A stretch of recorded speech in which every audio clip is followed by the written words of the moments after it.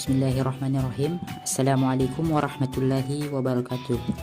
Nama saya Fitra Rabiul Sani Nasir dengan NIM 2005500003 dari jurusan Pendidikan Teknik Elektronika S1 2020 Universitas Negeri Makassar. Baik, kita lanjut ke materi berikutnya, yaitu logika matematika. Di dalam logika matematika ini kita akan mempelajari tentang konjungsi, disjungsi, implikasi, biimplikasi, inverse, konvers, dan kontraposisi. Sebelum masuk ke soal, saya akan menjelaskan apa itu negasi. Negasi atau ingkaran didefinisikan sebuah pernyataan yang memiliki nilai kebenaran yang berlawanan, seperti benar lawannya salah. Baik, kita lanjut ke contoh soal di materi konjungsi. Konjungsi merupakan suatu pernyataan P dan Q dapat dihubungkan dengan menggunakan kata hubung dan. Di dalam konjungsi ini akan bernilai benar jika P dan Q benar-benar, P-nya dan Q-nya benar-benar, maka nilainya akan bernilai benar, dan selebihnya itu salah. Contoh soalnya yaitu seperti ini. Saya memesan buku dan pulpen. Jadi P-nya itu buku dan Q-nya pulpen.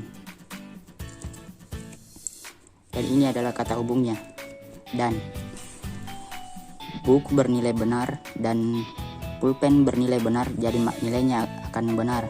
Jika buku bernilai benar dan di sini pulpennya salah, contohnya saya memesan buku dan pensil, maka nilai di sini akan salah.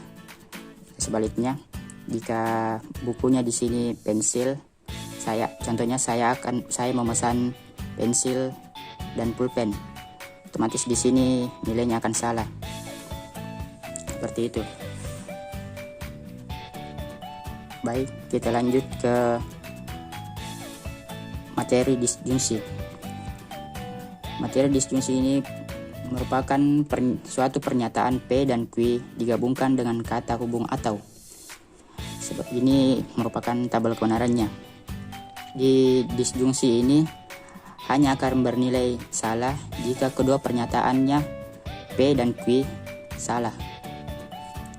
Seperti ini contohnya. P salah, Q-nya salah, berarti nilainya akan salah. Yang lainnya itu benar. Contoh soalnya yaitu mainan favorit saya adalah robot atau mobil-mobilan. Di sini robot merupakan P, mobil-mobilan Q, dan ini atau kata hubungnya sebagai kata hubung. Contoh kita, mainan favorit saya adalah robot, benar, atau mobil-mobilan, benar, maka nilainya akan benar. Mainan favorit saya adalah robot atau boneka, berarti di sini Q-nya bernilai salah. Tetapi ada satu yang benar, yaitu robot. Jadi di sini kita bernilai benar. Jika semua di sini salah, sebagai contoh yang salah yaitu mainan favorit saya adalah boneka dan kapal-kapalan. Jadi di sini di sini bonekanya salah atau kapal-kapalannya salah, berarti nilai yang kita berikan itu salah. Kita lanjut ke materi berikutnya, yaitu implikasi. Implikasi bisa dipandang sebagai hubungan antar dua pernyataan, di mana pernyataan keduanya merupakan konsekuensi logis dari pernyataan pertama. Sebagai hubungan antar dua pernyataan, implikasi ini jika dibaca jika P maka Q. Kebenarannya yaitu seperti ini, seperti digambar. Implikasi ini akan bernilai salah jika sebabnya bernilai benar, namun akibat bernilai salah. Ini sebabnya bernilai benar dan akibatnya bernilai salah, maka di sini akan salah. nilainya akan salah. Contoh soalnya yaitu seperti ini. Jika saya sembuh, maka saya akan ke sekolah. Jika di sini saya sembuh, ini saya sembuhnya itu P. Makanya kata hubung saya akan ke sekolah. Saya akan ke sekolah itu Q-nya. Ya. Jika saya sembuh benar, maka saya akan ke sekolah benar, maka nilainya akan benar. Contoh kedua yaitu jika saya sembuh, maka saya tidak akan ke sekolah. Jika saya sembuh benar, maka saya tidak akan ke sekolah. Salah. Berarti kita tulis salah di sini karena logikanya jika kita sembuh pasti kita akan ke sekolah pada waktu sekolah. Selanjutnya, jika saya tidak sembuh, maka saya akan sekolah. Secara logika, ketika kita sakit atau sakit ringan, kita bisa saja pergi ke sekolah. Jadi pernyataan ini bernilai benar. Pernyataan yang keempat, jika saya tidak sembuh, maka saya tidak akan ke sekolah. Pernyataan ini bernilai benar. Karena logikanya ketika kita sakit pasti biasa kita tidak pergi ke sekolah. Selanjutnya kita ke materi diimplikasi. Pada materi diimplikasi ini pernyataan P dan Q dapat digabungkan dengan menggunakan kata hubung jika dan hanya jika. Seperti ini contoh tabel kebenarannya. Diimplikasi akan bernilai benar jika sebab dan akibatnya atau pernyataan P dan Q bernilai sama. Seperti ini, B. Seperti contoh soal di bawah ini. Saya mendapat gaji jika dan hanya jika saya bekerja. Saya mendapat gaji di sini. Saya mendapat gaji di sini P-nya. Dan jika hanya jika di sini adalah kata diimplikasinya atau kata hubungnya. Saya bekerja. Di sini Q. Ya, secara logika saya akan mendapat gaji benar jika dan hanya jika saya bekerja benar, maka nilainya akan benar. Yang kedua, tabel kedua, saya mendapat gaji jika dan hanya jika, di sini kan salah.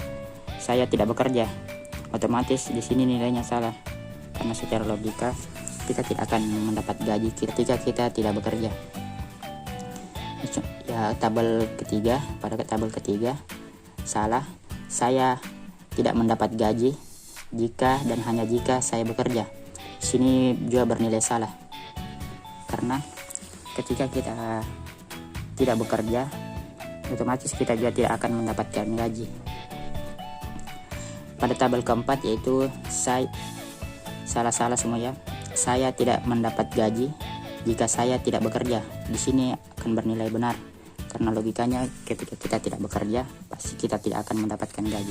Seperti itu.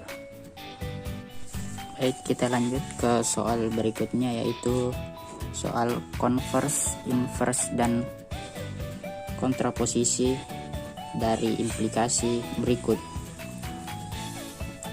Jika semua bilangan prima adalah ganjil, maka dua bukan bilangan prima. Secara mudahnya, konvers itu bisa kita katakan pindah tempat atau tukar tempat saja. Invers itu kita bisa katakan ganti tanda. Dan kontraposisi itu gabungan antara konvers dan invers. Jadi kontraposisi itu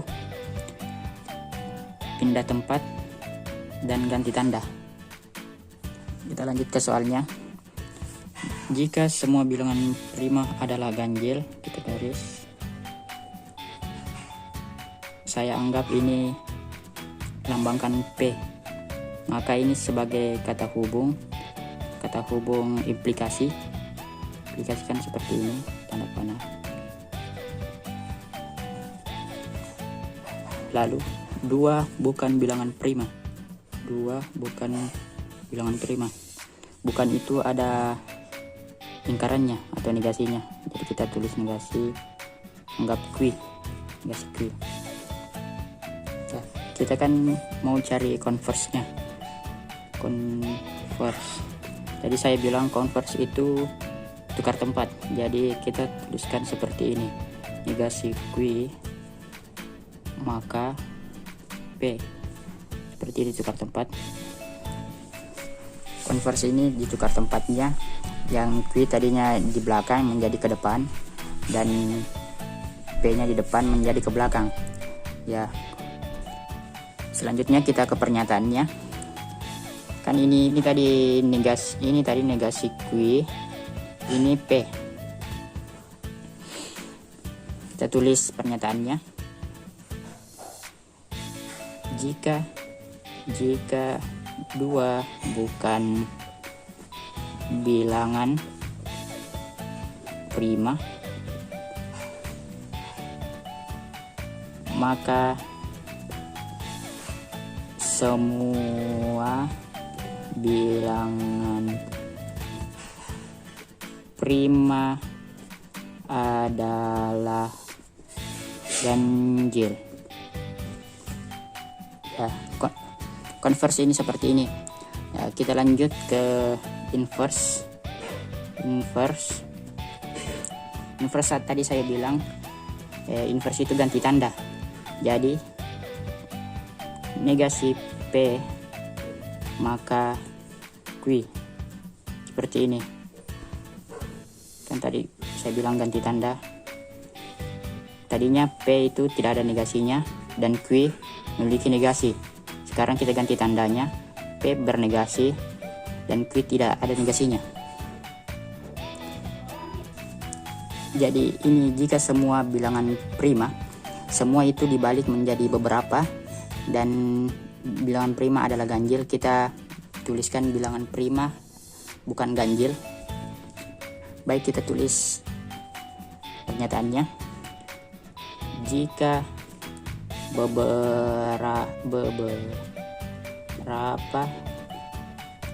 kan semua itu negasinya beberapa saja ya. Beberapa bilangan prima bukan ganjil, maka tadi Q-nya negasi Q yaitu 2 adalah bilangan prima, maka 2 adalah bilangan prima.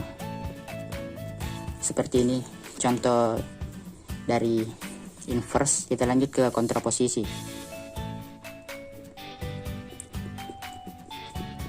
Posisi. Seperti yang saya bilang tadi, kontraposisi itu gabungan antara converse dan inverse. Jadi kita pindahkan tempat dan ganti tandanya. Kita pindahkan tempatnya seperti ini. Q maka negasi P. Seperti ini. Lanjut kita tulis. Ya, jadi kan ini Q. Kita ingkar Q. Kan tadi ini Q mempunyai negasi. Sekarang Q tidak memiliki negasi. Kita tulis jika 2 adalah bilangan prima, maka ini tadi P-nya tidak ada negasinya, tidak ada inverse-nya. Kita sekarang tambahkan inverse, maka sebagian bilangan prima bukan ganjil. Ya, seperti itu saja contoh soal converse, inverse, dan kontraposisi dari implikasi dari soal ini.